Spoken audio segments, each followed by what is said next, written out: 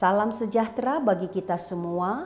Marilah kita sejenak mendengarkan firman Tuhan, firman kehidupan. Kalau manusia mati, dapatkah ia hidup lagi? Maka aku akan menaruh harap selama hari-hari pergumulanku sampai tiba giliranku. Ayub 14 ayat 14. Harapku dalam pergumulanku. Berbicara pergumulan hidup, sungguh tidak ada orang yang lepas bebas darinya. Pergumulan itu tidak mengenal status sosial, ekonomi, dan agama. Ia datang kepada semua orang yang hidup. Tidak ada yang datang lebih ringan atau lebih berat. Sebab jika pergumulan sudah datang, tidak ada ukuran atau timbangan untuk melihat berat atau ringan. Masalahnya adalah bagaimana kita menghadapi, menyikapi, itulah kunci, ringan atau berat. Arah pandang dengan siapa dan kacamata apa kita pakai untuk melihat dan melewatinya. Ayub sangat bergumul dengan keadaannya. Dosa sendiri sudah berat, apalagi ditambah dengan hal-hal sulit yang menerpa dirinya dan menerpa diri kita semua. Manusia lahir singkat umurnya dan penuh dengan kegelisahan. Dosa telah merasuki kehidupan dunia dan manusia, dan tidak seorang pun manusia dapat menyucikan dosa itu. Hari-hari manusia pun sudah pasti, jumlah bulannya sudah tentu, dan batasannya sudah ditetapkan, dan tidak ada yang dapat melangkahinya. Tuhan berkuasa sepenuhnya atas kehidupan manusia. Permohonan Ayub atas kegelisahan hidup yang najis, siapa yang menyucikannya? Pohon ditebang, masih ada harapan tunasnya bertumbuh. Manusia mati, tidak berdaya apa-apa. Bila binasa, ia seperti sungai surut dan menjadi kering. Ia berbaring tidak bangkit lagi sampai lenyap, tidak bangun dari tidurnya. Sebuah kengerian kematian orang-orang fasik. Demikian dikatakan oleh Ayub. Lalu Ayub bermohon dan berharap kepada Tuhan di dalam pergumulannya.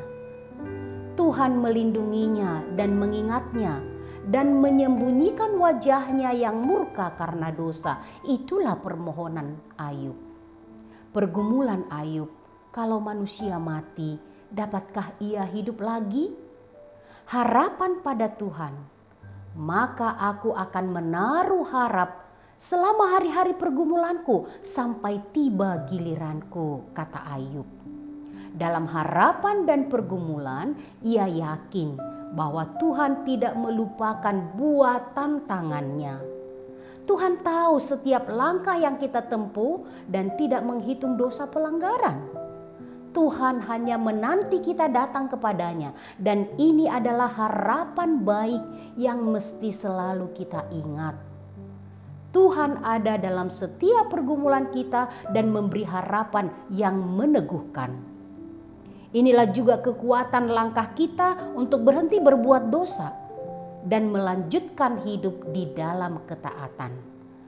Aku menaruh harap hanya pada Tuhan dalam semua pergumulanku.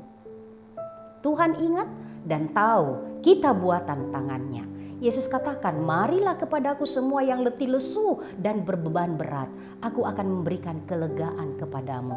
Pikullah kuk yang kupasang dan belajarlah padaku. Karena aku lemah lembut dan rendah hati, dan jiwamu akan mendapat ketenangan. Sebab kuk yang kupasang itu enak dan bebanku pun ringan. Harapan selalu ada di dalam pergumulan. Letakkan semuanya di dalam Tuhan. Amin. Mari kita berdoa. Terima kasih Allah Bapa di sorga, Engkau mengingatkan kami dengan firman-Mu, supaya dalam setiap pergumulan kami tetap berharap hanya kepadamu. Karena kami percaya Engkau tidak pernah meninggalkan kami, karena kami adalah buatan tangan-Mu. Tolong kami Tuhan senantiasa supaya tetap menaruh harapan kami hanya kepada Engkau. Dan kami percaya Tuhan melihat, Tuhan mengetahui setiap pergumulan yang kami alami. Dan dengan berserah kepadamu, kami percaya, kami berharap segala yang baik akan ada di dalam kami sepanjang kami selalu setia berharap hanya kepada Engkau di seluruh pergumulan kehidupan kami. Dengarkanlah doa kami di dalam nama Yesus Kristus, Tuhan Juru Selamat kami.